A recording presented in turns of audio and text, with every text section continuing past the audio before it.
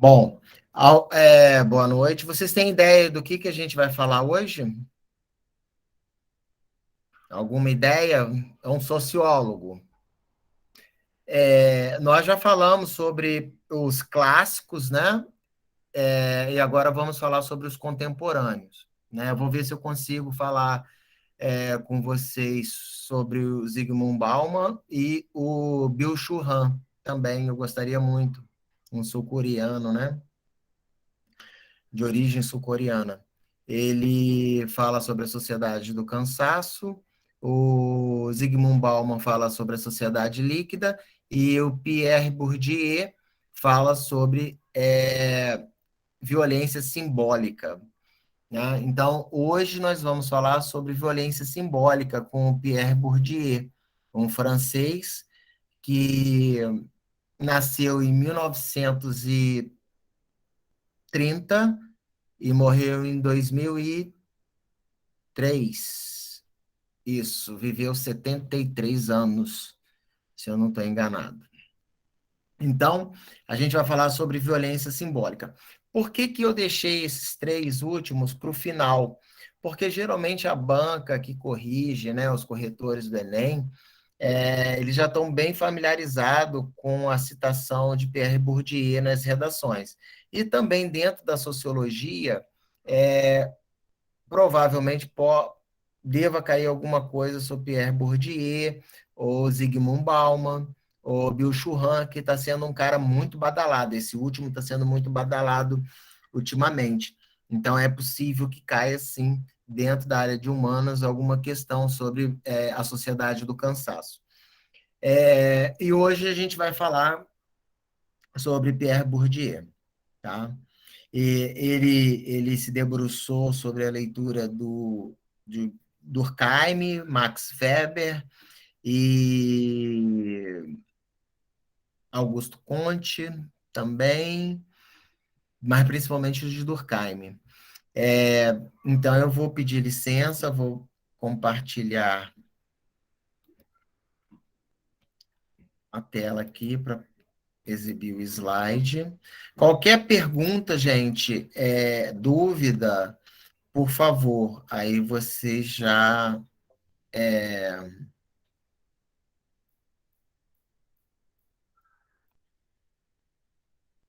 vocês me interrompem, por favor, porque agora eu não estou vendo ninguém e nem consigo ler ali o chat, né?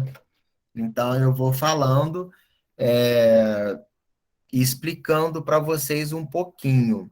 Aí eu deixo aqui, anotem, por favor, para vocês assistirem o filme Segredo de Mona Lisa, Sociedade dos Poetas Mortos, com Robin Williams, que já é falecido. Interessante o filme, que tem a ver com a nossa matéria também. Se eu lembrar de outro filme, eu cito aqui durante a aula. Então, o capital simbólico. Pierre Bourdieu, ele é um francês, e os estudos dele, é, o principal, né, a ideia principal de Pierre Bourdieu tem a ver com a França da década de 60. O que estava acontecendo na França na década de 60? Aí, gente, eu falo assim, mas aí eu dou uma pincelada em história, dou uma pincelada em geografia, e a gente vai seguindo o barco, tá? Não existe aquela disciplina que que não faça a transversalidade com as outras unidades, porque é tudo junto e misturado. Então, o que estava acontecendo na França na época dos estudos do Pierre Bourdieu? A França estava sendo governada por partidos de direita, né? Uma repressão muito grande. A gente também há de constatar que a década de 60 foi o período da ditadura militar no Brasil, em 64, né? Posteriormente as ditaduras na América Latina. Então, por que estava acontecendo isso? Porque a gente tem o final da Segunda Guerra Mundial, em 1945, e quem sai vitorioso, principalmente, os Estados Unidos, né? O país Estados Unidos. com o controle e o domínio da bomba nuclear, e mais tarde, no início da década de 50, a União Soviética também. E aí a gente dá o início à Guerra Fria, né? Você estuda isso lá em História. Então, é interessante a gente perceber que essa polarização mundial também deu muito mais ênfase a essa questão do capital simbólico, né? Mas a gente vai perceber que capital simbólico sempre teve. É que Pierre Bourdieu parou para analisar detalhadamente, né? Estudando Max Weber, Durkheim, ele monta a sua ideia, a sua tese, os seus estudos, né? E mostra que a sociedade como um todo, né? Embora você tenha medo da sociedade, você se protege através do pensamento comum, do pensamento coletivo. Por que jogo de futebol dá tanto ibope? Por que todo mundo quer ser do time vencedor? Por exemplo, eu não torço para ninguém, mas, por exemplo, o Flamengo tem uma torcida tão grande, né? E por que as pessoas elas agem de forma coletiva? Então, existe um comando, existe algo dentro da sociedade que faz com que nós tenhamos o mesmo comportamento. Então, Pierre Bourdieu, que nasceu em 1930, morreu em 2003 ou 2002, agora eu tive dúvida. Mas, acho que no 2003, fez o estudo dele a partir da sociedade francesa e mostrou que a questão do capital, né, o capital simbólico, ele se transforma em capital de poder. Né? E você tem esse capital, o capital social, o capital cultural, o capital político. Né? São mecanismos que você tem, se sente empoderado diante da sociedade, né? Que você teme, que você receia, enfim, a sociedade que aí está. E você é parte, né, desse convívio coletivo, dessa socialização que nós temos. Então, esse é o Pierre Bourdieu. Aqui a gente tem alguns livros do Pierre Bourdieu. Lógico que você não precisa estudar. O que eu falo com vocês? A gente tem um tempo muito curto. Então, eu coloco o livro só para você ter uma ideia. Ah, vai que tem alguém aí, eu quero ler. E vai ler um desses livros. Eu gosto de indicar filmes, porque quando eu indico o filme, você vai lá, come a pipoquinha, assiste o filme, aí você lembra do que o professor falou, né? E você vai aí fazendo o quê? A maturação desse conhecimento.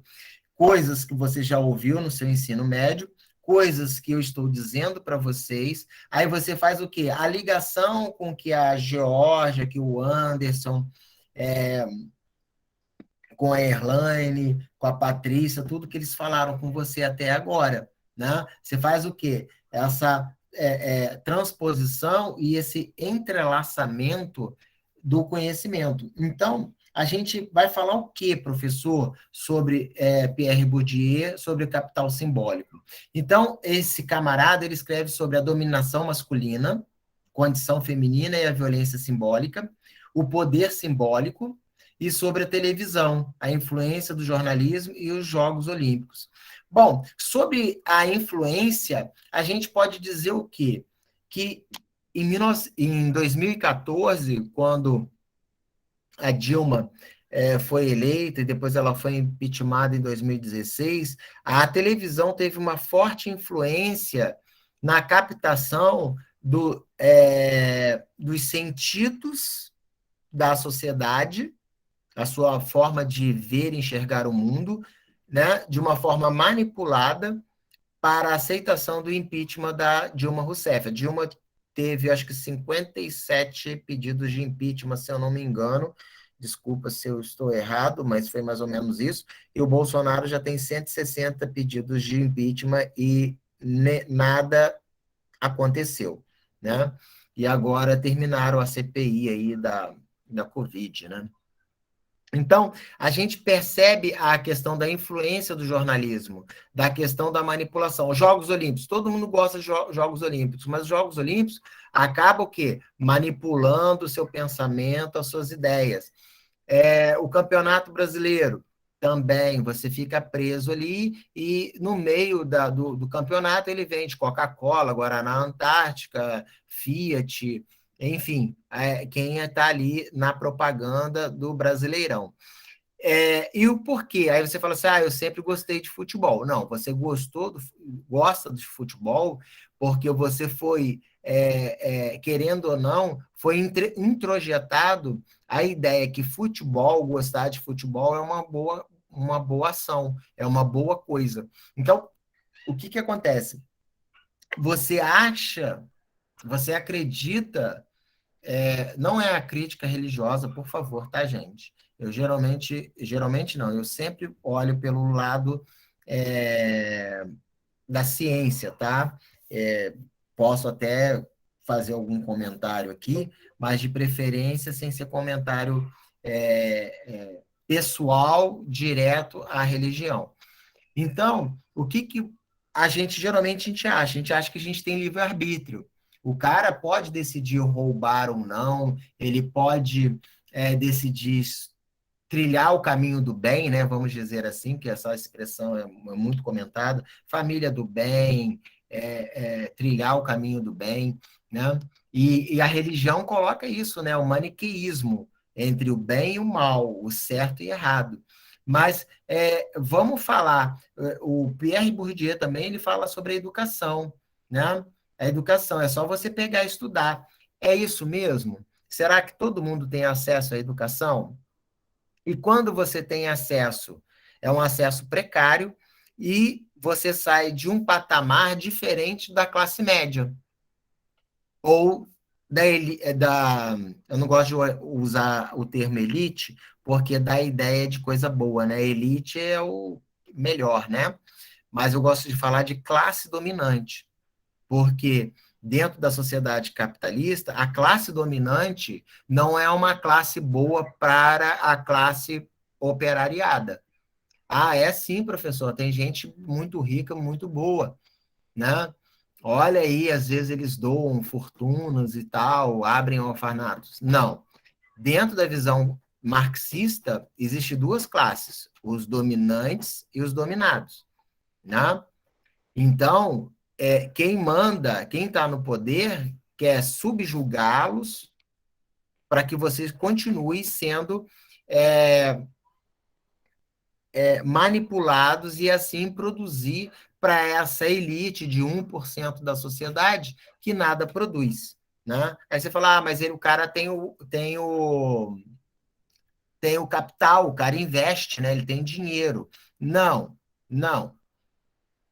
Você trabalha para ele e você que dá o dinheiro. Se todo operário cruzar os braços e não fizer nada, imagina a empregada, as empregadas, né, que o Luciano Huck tem lá junto com a Angélica. Se ninguém vai trabalhar, imagina a Angélica lavando e passando na casa gigante que ela tem. Né?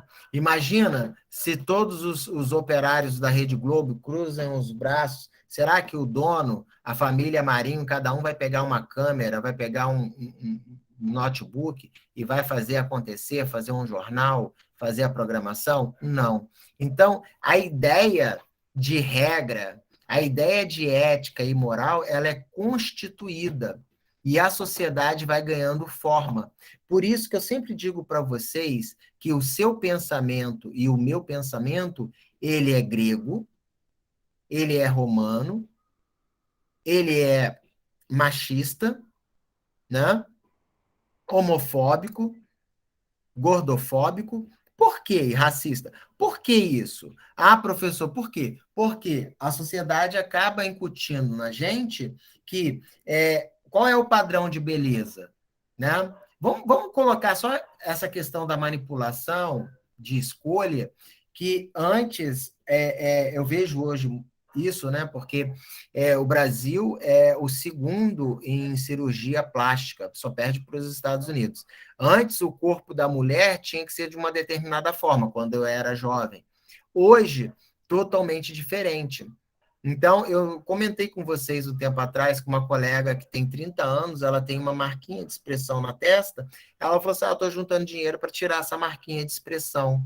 Quer dizer, por que que ela vai tirar? Está incomodando ela por quê? Ah, professor, porque ela quer, é porque ela gosta sim. Não, tudo que você gosta e desgosta, isso já é parte da manipulação da sociedade sobre a questão do poder simbólico.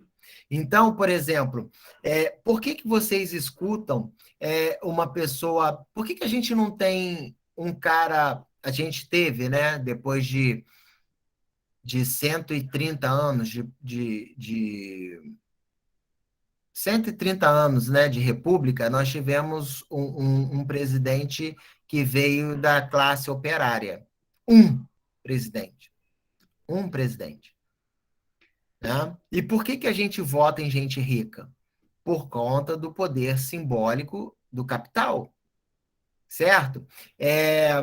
Por que que você para ouvir e a gente existe o fetiche, né, de prestar atenção na mulher que chega com uma Ferrari vermelha, loira, né, esse padrão, esse estereótipo, ou o cara que tem um carrão, uma mansão, fica todo mundo babando num jogador que ostenta, né? Então, isso é um poder simbólico, certo? Fica todo mundo almejando aquilo. Aí você fala assim: ah, professor, a gente pode escolher a música. Será que pode? Hoje nem tanto, porque a gente discute isso mais, com mais frequência. Mas antes, se você gostar do funk, o funk era do mal, né? Gostar do funk não era uma coisa legal. Embora toda festa, no final de festa, né? Aí todo mundo coloca lá o pancadão para dançar até o chão. Mas o funk tem o estereótipo de não ser uma coisa boa. Então, as nossas escolhas, elas estão embasadas numa visão cristã, numa visão grega, numa visão romana. Então, eu sempre falei isso para vocês, porque eu gosto muito de ir alimentando-os para a gente chegar na questão do Pierre Bourdieu, que é a questão do poder simbólico, né? Da subjetividade para a objetividade. Ué, professor, o que que é isso? Sim, você trabalha o pensamento da pessoa, tá? O bom, gente, igual assim, a nossa sociedade é racista. O que pode ser aprendido também pode ser desfeito, né? A nossa sociedade ser criada com a visão racista, ela pode também ser trabalhada, né? E eu estava falando anteriormente sobre a questão da escola. A escola é um aparelho, é um dos aparelhos ideológicos do Estado. Então, qual é a tendência hoje? É uma escola militarizada com, com ênfase em cursos técnicos. Por que isso, gente? Porque 80% da população é de pobre, são pobres, né? Você tem ali um 15% mais ou menos de classe média, ou 19% de classe média e 1% de elite. Quando eu falo em elite, não. Quando eu falo em classe dominante, eu digo assim: é o cara que tem um avião de 50 milhões de reais, é o cara que não vai para o aeroporto para fazer check-in, né? Ele tem o hangar próprio, ele tem o piloto, ele anda de helicóptero em São Paulo, ele não pega trânsito. Então, é essa gente que eu me refiro, tá? Não é o cara dono de padaria, o cara que tem... Ah, o dono do Bramil é um cara... Morreu, né, de Covid um tempo atrás aí. Mas não é o dono do Bramil que é um cara rico, ele é um cara de classe média, né? Ele é um cara, uma situação, uma família, né? Uma situação razoável, né? O dono do Royal, né? Uma rede de supermercados, a família tem uma situação financeira razoável, mas ele não interfere no mercado internacional, certo? Ele não faz parte da movimentação financeira do capital internacional. Então, é essa gente que eu digo. No Brasil, você tem aí 1% dos mais ricos que realmente eles interferem no mercado internacional. Ele faz parte dessa movimentação. E o que é interessante dentro da dominação? É que você vai criando subclasses. Você tem classe pobre, pobre, tem classe pobre média, classe pobre alta, classe média baixa, classe média média, classe média alta, classe alta baixa, classe alta média, classe alta alta. Então você vai fazendo subdivisões para que você acredite que é o seguinte, você tem que alçar o próximo degrau. E isso toma tempo. E isso leva tempo. E acaba te dando o quê? Todo o percurso de uma vida de trabalho para alimentar aquele que detém o poder. Então, e a dominação masculina? Né? A gente percebe. A primeira coisa, né? Depois que dos sumérios, né? Que os hebreus vêm de lá, é, com os persas e tal, Abraão mete o pé, e você cria um Deus, esse Deus vai ser masculino. O Deus, não a deusa. Então você percebe que a indução, né? Quando você coloca uma autoridade metafísica, uma autoridade espiritual no gênero masculino, você inferioriza automaticamente quem é de outro gênero. Então, olha, veja bem, eu li, foi anteontem, que a Lucinda, aquela atriz, uma mulher preta, como é que é? Não sei o que, Lucinda. Lembra aí, gente, o nome dela. Ela é muito boa.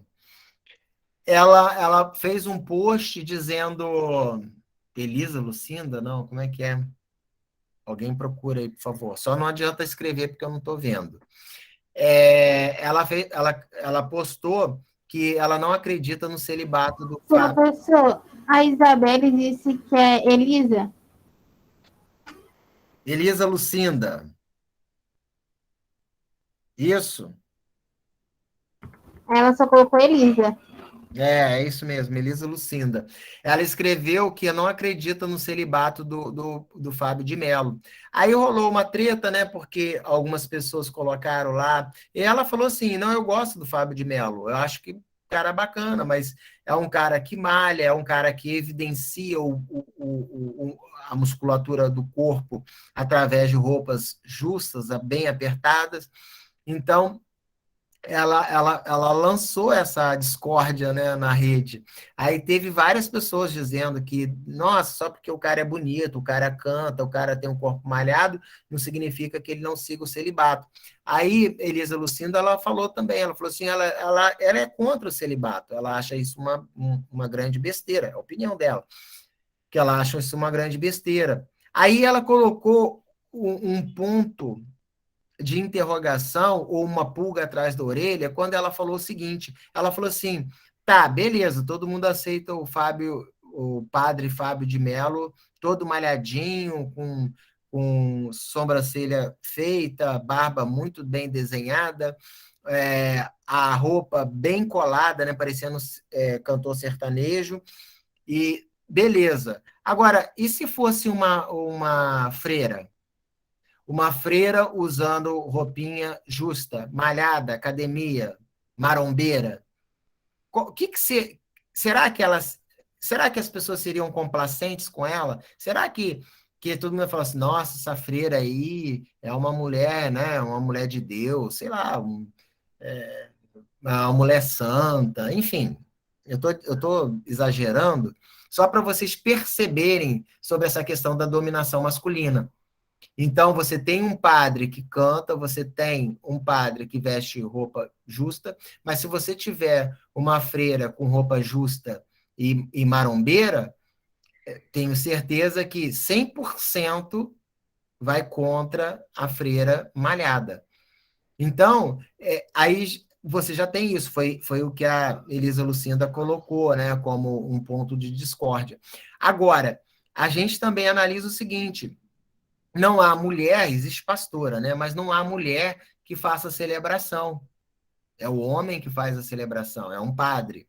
Então, são questões que você vê a dominação masculina, né? O garoto pegador, que vai na festa, e a menina que, nossa, essa daí, né, terrível.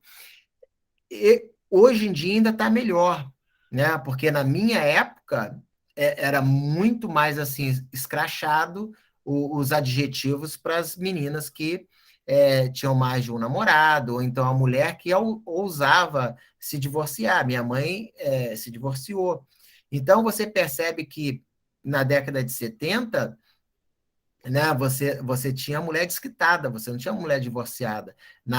Em 1988, ontem, né? Ontem, muitos de vocês aqui, alguns de vocês, nasceram depois de 1988, né?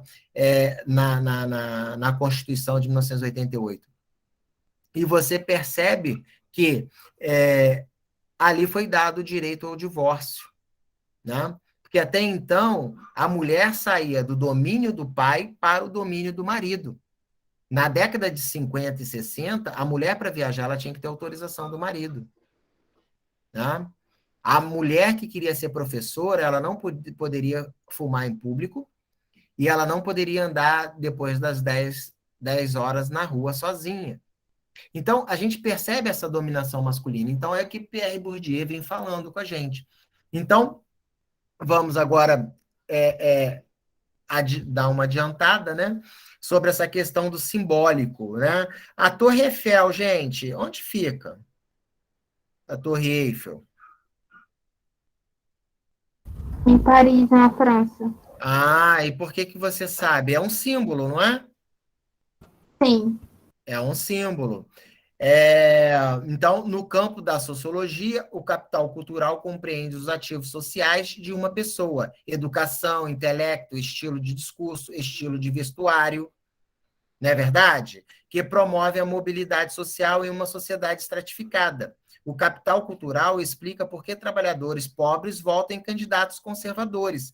Por quê? Porque você mistifica aquela pessoa bem vestida, né? Por que o cara tem que andar com uma roupa elegante ou de terno? Para passar confiabilidade, né? O uso da barba também é um uso, um simbolismo de confiança, né? De austeridade. Então, você vê que algumas religiões, eles usam barba, né? Que também é um símbolo de confiabilidade. Então, eu falei sobre a Torre Eiffel, logo, vocês já sabem que se trata de uma torre, né, que fica na França. Então, esses monumentos também têm a sua representatividade, têm o seu poder. Né? Então, o que você acredita já é introjetado para você, porque quando você nasce, tudo que sua mãe e seu pai, tudo que eles acreditam, eles passam para vocês. Mas quem que ensinou seu pai e sua mãe? Os seus avós. E quem que ensinou os seus avós? E assim por diante, né? Então você percebe que a ideia, a regra, é uma forma de você constituir o quê? Poder. Então você tem a polícia militar. Você acha que é para proteger o cidadão, tá? Mas a gente pode fazer uma leitura que a polícia militar, ela separa o rico do pobre, né? E o exército garante o capital. E o Estado divide em zonas de influência. Então, por que que a gente vê os Estados Unidos invadindo o Afeganistão? O que tem lá no Afeganistão? Por que invadiu o Iraque? Né?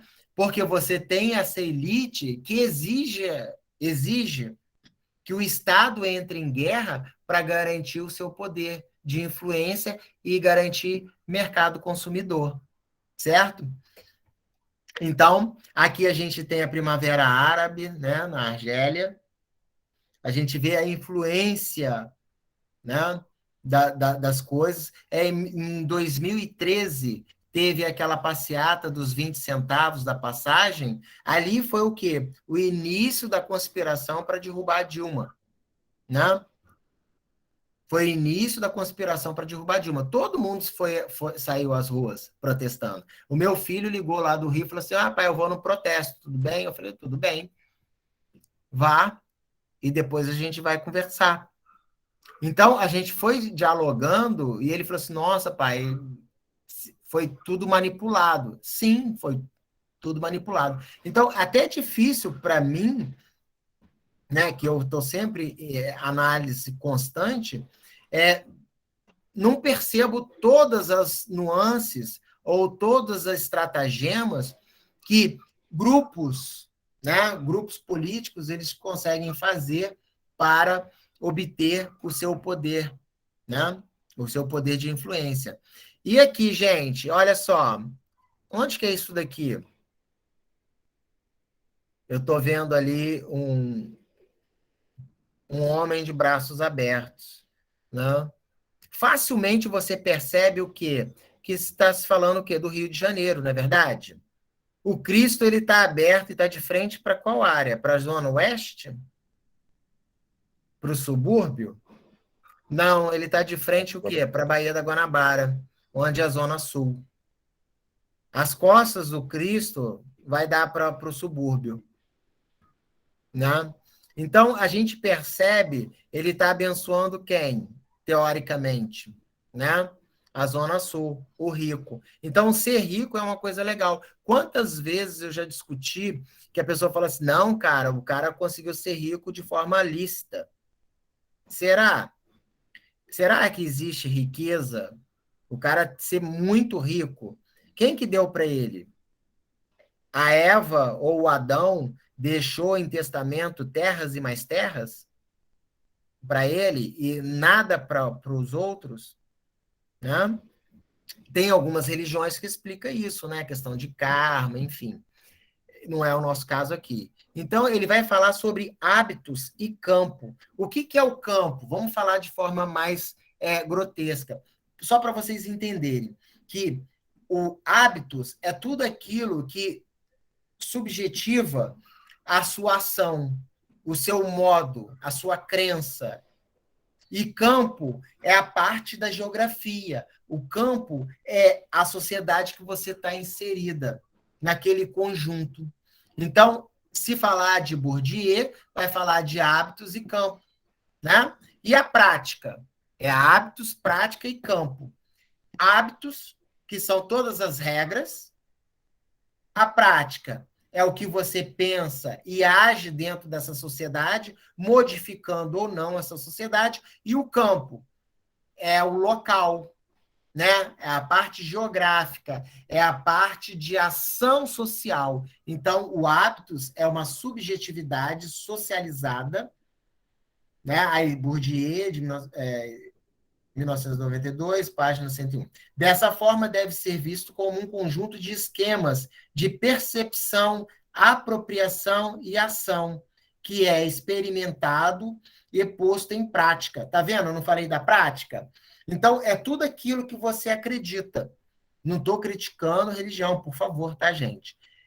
As nossas ações, são as nossas ações.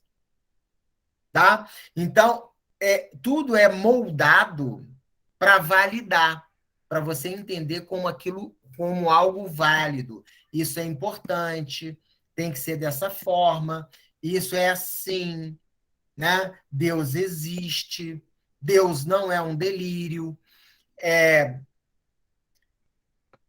A gente acredita na criação, né? Deus criou Adão e Eva, certo?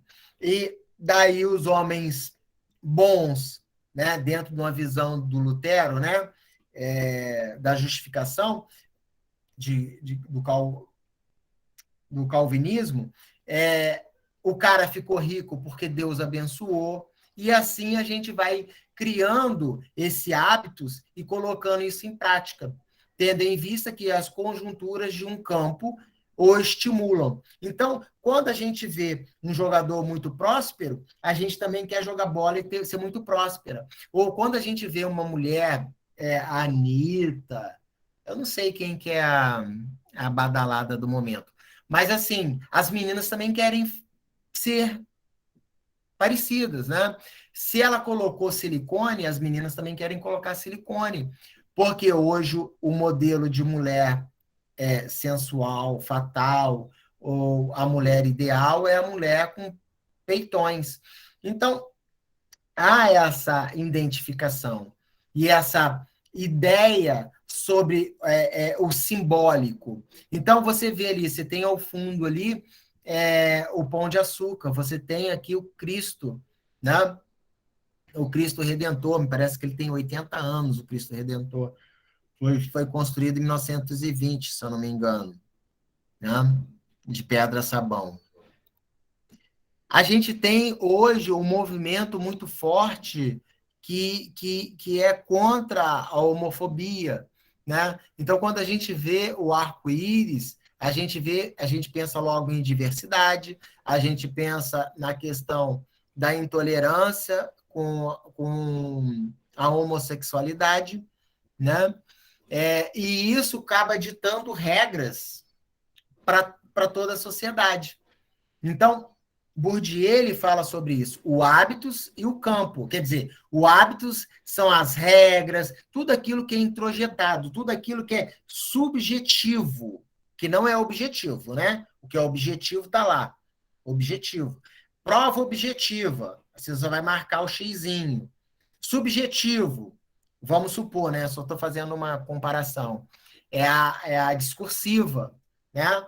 Porque, por exemplo, você vai me dar uma resposta na discursiva, eu tenho que analisar a sua resposta, porque ela é subjetiva. Você vai dar uma resposta, a Larissa vai dar uma resposta diferente da Bruna, mas as duas estão certas. Então, a subjetividade. E a gente percebe que essas estruturas são estruturadas, elas são feitas de forma pensada, organizada. Então, as estruturas, elas são estruturadas. Perceberam? As estruturas são estruturadas. Todo esse esqueleto social, ele é montado peça a peça. Para dar lugar ao quê? As estruturas estruturantes, o que sustenta a sociedade. Você percebe que em 64 eles falavam em Deus, família e pátria? E hoje a gente tem um discurso muito parecido, não é verdade?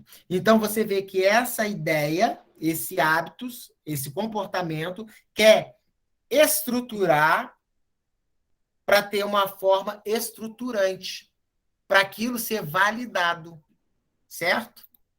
E aqui, gente, aonde que é isso aqui? Alguém conhece? Volta Redonda, não é isso? Na vila. Na Exato. vila, correto. A gente tem um chafariz. Por que a gente tem esse modelo? Olha só, vocês conseguem ver lá no finalzinho o escritório central? Ali, olha, tem a Americana, o chafariz, lá no final o escritório central. Por que a Sim. gente tem? Não dá para ver? Dá, não dá? Dá na Rua 14, né? Final da Rua 14, parece. Isso, né? E você percebe o quê? Ele está lá imponente, né? Sim. Está imponente. O obelisco. O obelisco também é uma marca, território. Você marca o território, né? Você tem um obelisco.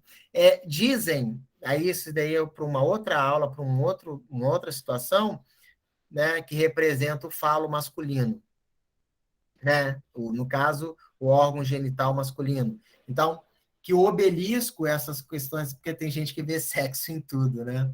Mas sim, existe. Eu estou brincando porque tem uma família no governo aí que tudo é sexo. Mas o obelisco ele tem uma representatividade. Então, a gente vai analisar como que essas formas elas determinam o comportamento das pessoas. Vocês conseguem perceber que as pessoas que moram em Volta Redonda, elas se diferem das pessoas que moram em Barra Mansa, Resende, em outros lugares que vocês vão visitar, às vezes em Minas Gerais? Porque é uma cidade operária. É uma cidade que foi concebida e construída com um ideal de hábitos operário para trabalhar na siderurgia. Era a regra, era o formato que a gente precisava. E qual era o campo? O campo é cidade operária, é a siderurgia. Então, o hábitos, para as pessoas que vieram para cá, você tinha o quê? Você tinha o manicômio, porque o pior castigo para o ser humano é ficar confinado. Então, o trabalho de 8 horas, 12 horas confinado, mexe muito com o psicológico. Então, você tinha em Coatis um sanatório, você tinha o Santo Antônio aqui no Retiro, a Casa de Saúde Volta Redonda, você tinha em Valença, né, um sanatório, se eu não me engano, acho que é em Valença. Então, você tinha o quê? Para essas pessoas que não se enquadravam no hábitos, né?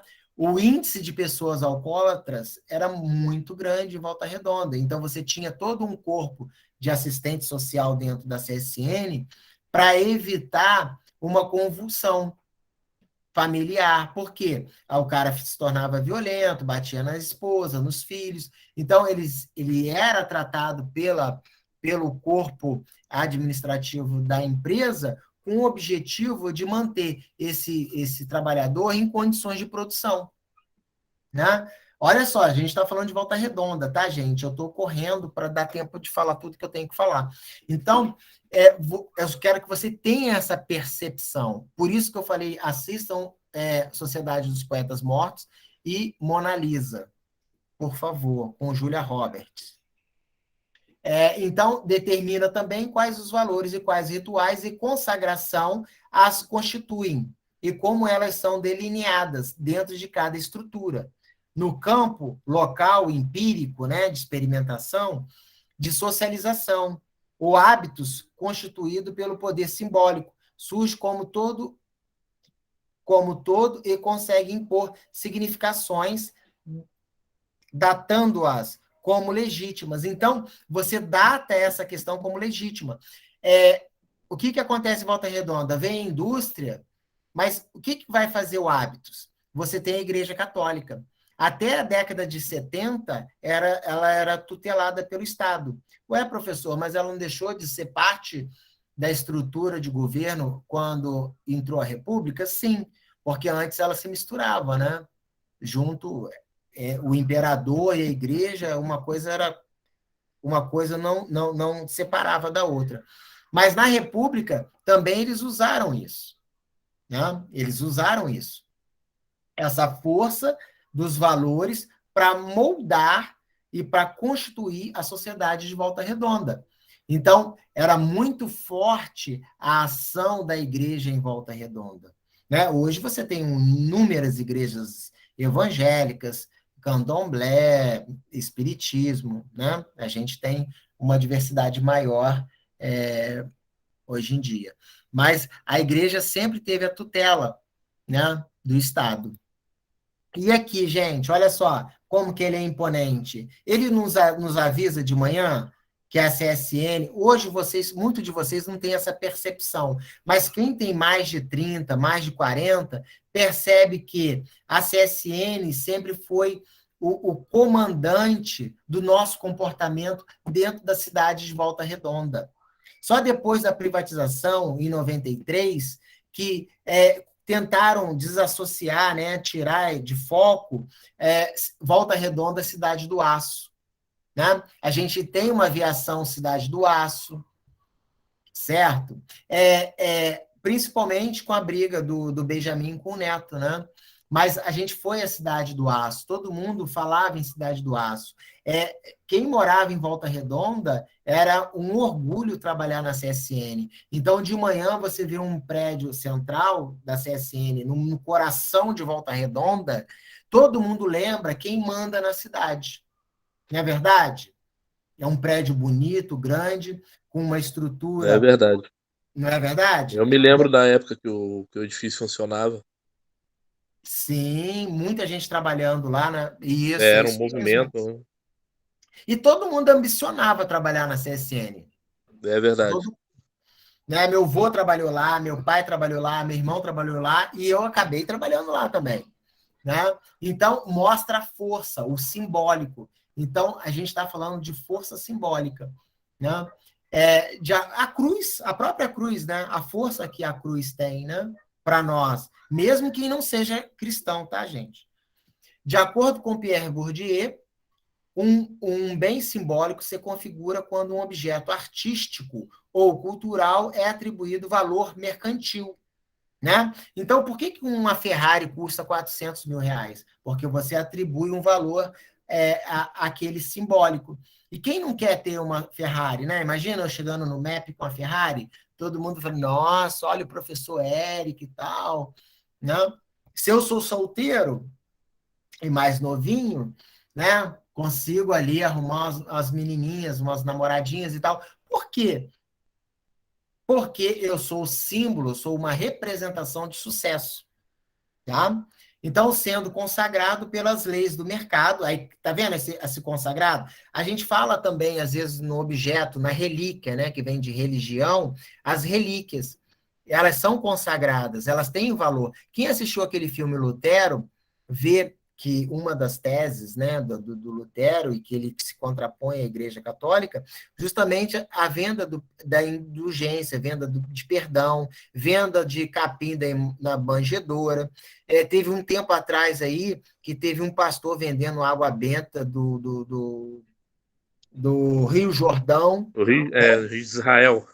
Israel, isso. É. E comprovado, tinha selo de certificação e tudo. Então, é isso que a gente vê. Então, o sagrado. Eu só estou fazendo essa comparação porque a gente está falando tanto de parte política, econômica, cultural e social e religiosa também, tá? Então, pelas leis do mercado ou status de mercadoria. Para esses objetos, é formado um grupo consumidor, bem como de produtores de bens simbólicos. Então, olha só o que eu estou dizendo. Né? Eu não, né? Pierre Bourdieu. Violência simbólica é o conceito social elaborado pelo sociólogo francês Pierre Bourdieu, e qual aborda uma forma de violência exercida pelo corpo sem coação física. Então, o policial está na esquina, ele não precisa mandar eu parar. Eu já me coloco em posição, né? Se eu estou fazendo uma brincadeira, eu paro. Certo? Quando eu entro na igreja, eu não vou de camiseta dentro da igreja. Então, ninguém precisa, essa coação, ela não precisa ser física. Ninguém vai chegar lá e colocar a mão no meu ombro e falar que eu não vou entrar. Né? Ela já está introjetada. Você lembra quando ele falou do hábitos? Ela já está introjetada. Vê quem vai num culto, se vai de bermudinha, se as meninas vão de mini saia. Não vão. Né? Existe ali um comportamento que é uma coação que você tem que estar bem vestido, certo? Causando danos morais e psicológicos. Isso daqui, é lógico que ele está usando, eu estou dando exemplos mais simples, mais corriqueiro, mas quando ele fala sobre violência simbólica, ele, por exemplo, campo de concentração, é um simbolismo de violência. Né? Todo mundo que vai visitar lá o Auschwitz, né, chega a chorar, se emocionar e tudo mais. É um simbólico para os judeus. Né? E olha a CSN, olha que prédio lindo, no coração da cidade. Olha você do conforto, isso aqui por um outro ângulo, gente. Olha só, do conforto você avista o escritório central. Então, de manhã, por onde você passar na cidade, você percebe quem dá as cartas em Volta Redonda, Cidade do Aço. Não é verdade? Você já tem essa percepção. Isso não precisa ninguém falar. Quando ele fala sobre violência simbólica, ninguém precisa falar. Você já se comporta como é esperado. Né? E à noite? E à noite a gente tem o clarão, o barulho, a fumaça, que também a gente enxerga. Eu não sei se vocês já perceberam, quando vocês vão para Minas ou vão para uma praia deserta, você estranha o silêncio, porque Volta Redonda é muito barulhenta. A usina Presidente Vargas, ela faz muito barulho. Então, você tem essa experiência em Volta Redonda. Então, à noite, o céu alaranjado, ela diz quem manda, não é? Agora saiu uma conversa que o Benjamin vai fechar a fábrica, que ele vai investir em vergalhão e cimento, né? Que aço não está dando dinheiro. Então, imagina se ele realmente põe o cadeado na usina e tranca. O que vai ser de Volta Redonda? É algo para se pensar, né? É lógico que ele, de repente, é muito provável que ele não vai meter o cadeado na portaria. Ele vai fatiar e vai vender para pequenas empresas ou médias empresas, né? E toda a estrutura da siderurgia.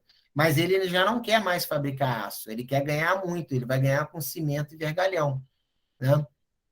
Então, eu não sei como seria essa movimentação. E se vocês pensarem, Volta Redonda foi uma cidade planejada. Ela tem as suas saídas lá na 207, ali pela Casa de Pedra, e pela Água Limpa, Santo Agostinho, aqui na 393, né?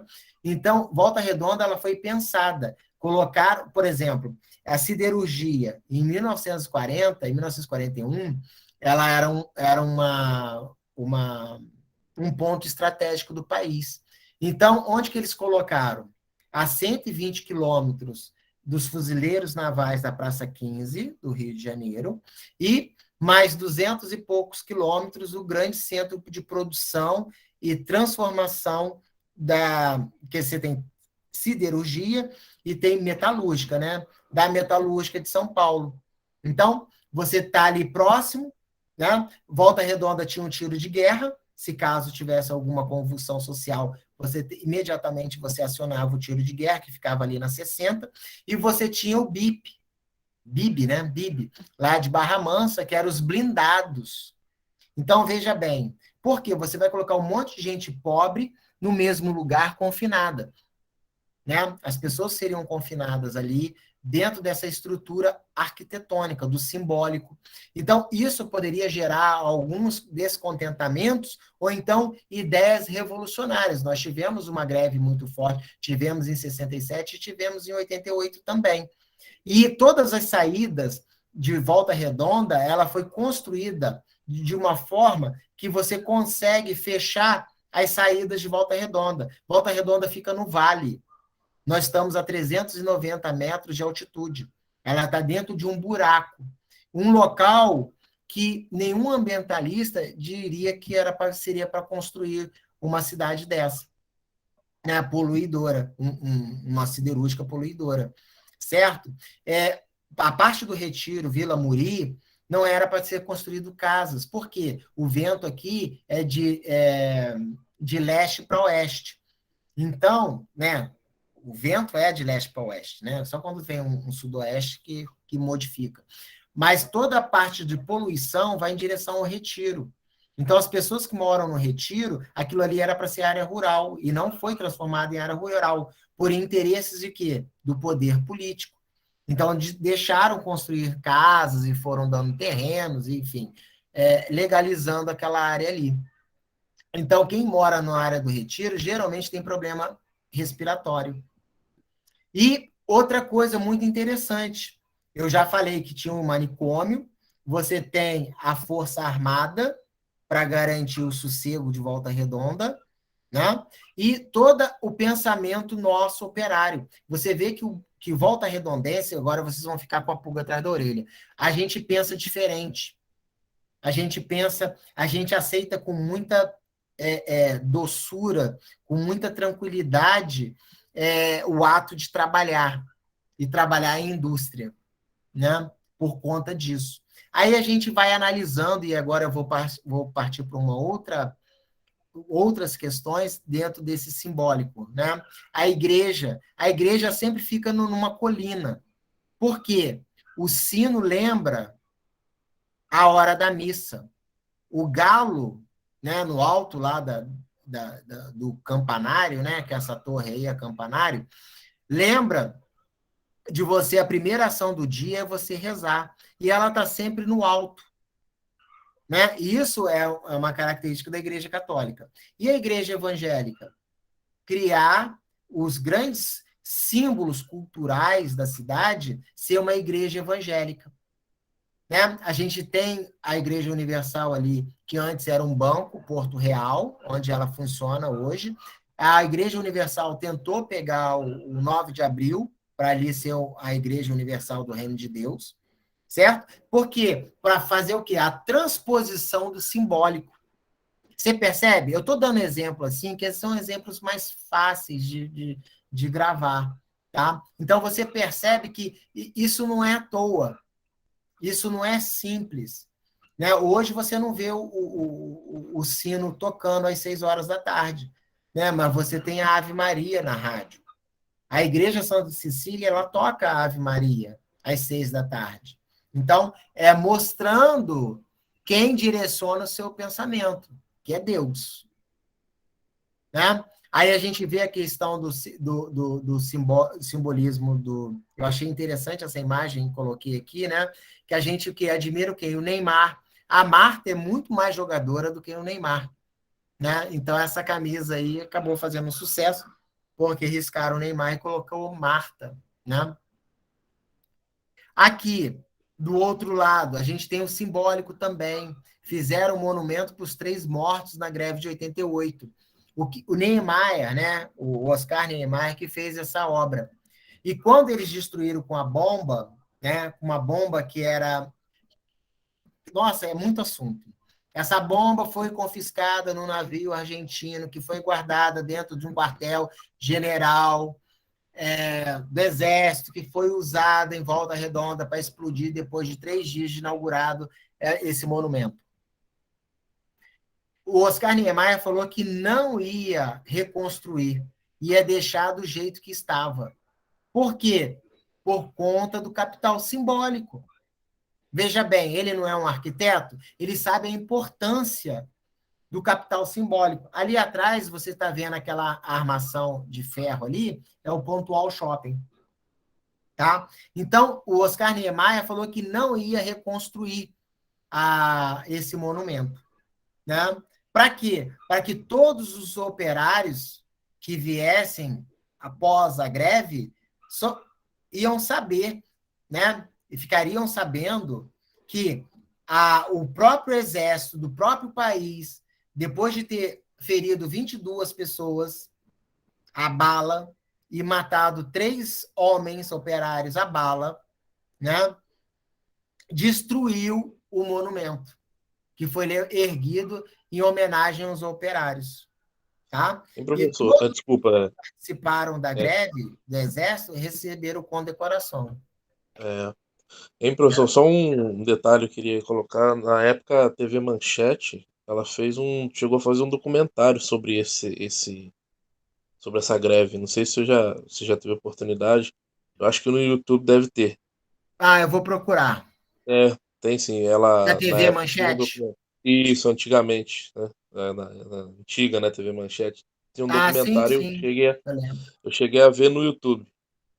Eu vou procurar, eu vou dar uma olhada Sim. assim, porque sempre tem uma coisa legal. Eu tenho um documentário, eu não sei se é esse, um documentário sobre a questão da greve. Né? Aí você, pegando um gancho no que você está falando, houve a paralisação e uma ideia de resistência. Na época, quando eu passei na vila, que parecia uma praça de guerra, eu falei, nossa, agora vai, né? A revolução a partir de Volta Redonda. Mas a Igreja Católica acabou apaziguando, né? Porque os Foi. ânimos estavam inflados, né? Dom Inflamados. Valdir, na época, né? Dom Valdir, na época.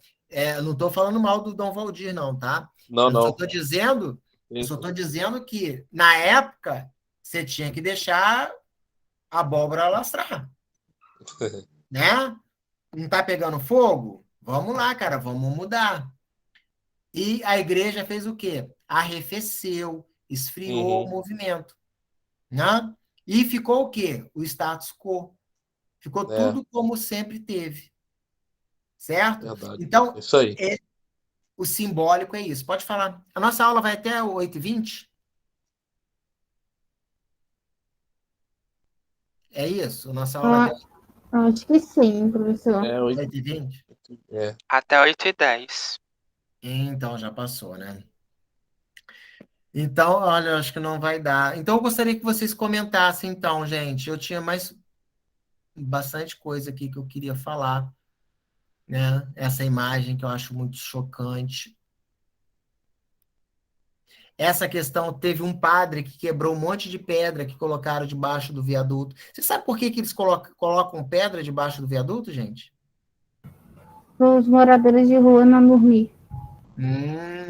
Exatamente. Você sabe que em Volta Redonda o prefeito paga a passagem para a pessoa voltar para o Nordeste, para não ficar enfeiando a cidade? Em frente à rodoviária, onde tem a ferrovia, ali tem uma marquise, né? E embaixo tem como se fosse um banco. Não é um banco. Mas os mendigos ou as pessoas que viam, né, os moradores de rua, as pessoas desalentadas, né, as pessoas sem teto, elas ficavam ali. Às vezes elas chegavam, não arrumavam emprego e ficavam ali. Eles cimentaram para ficar de uma forma que a pessoa não consiga deitar e dormir, passar uma noite ali, né? Então você vê o grau de maldade. Além, porque as pessoas falam mesmo. Teve uma época aí, quando o Ponto Frio cercou para o morador, morador de rua não ficar ali perto do Ponto Frio, né? E todo mundo na rede social metendo a lenha, falando que tinha que tirar mesmo, que estava enfeiando a cidade.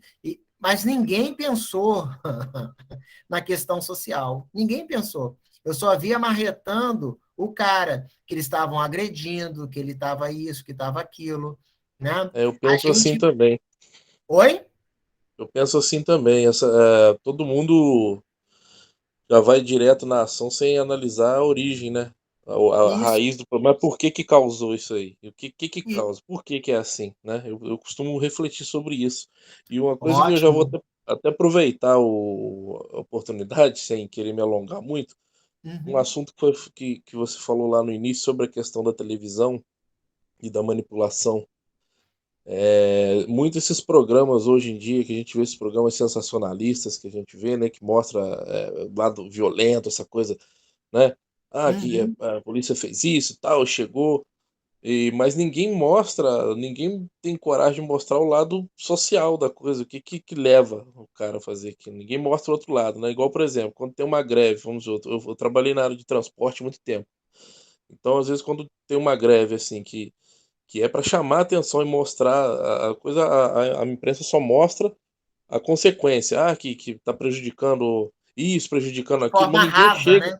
Isso de forma rasa, e ninguém chega quem está organizando e fala, mas vem cá, o que que vocês estão reivindicando, o que que vocês precisam, o que que está faltando. Ninguém mostra esse lado, entendeu?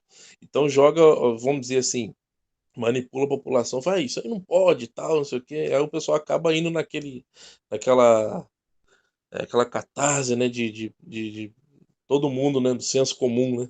Uhum.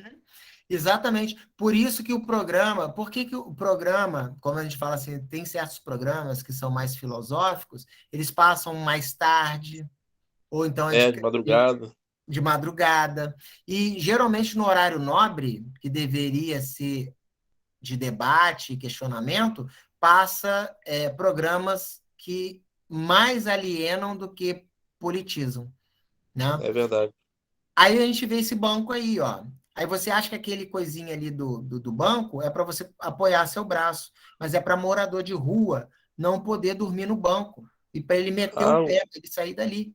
eu só completando, na rodoviária de Barra Mansa fizeram isso.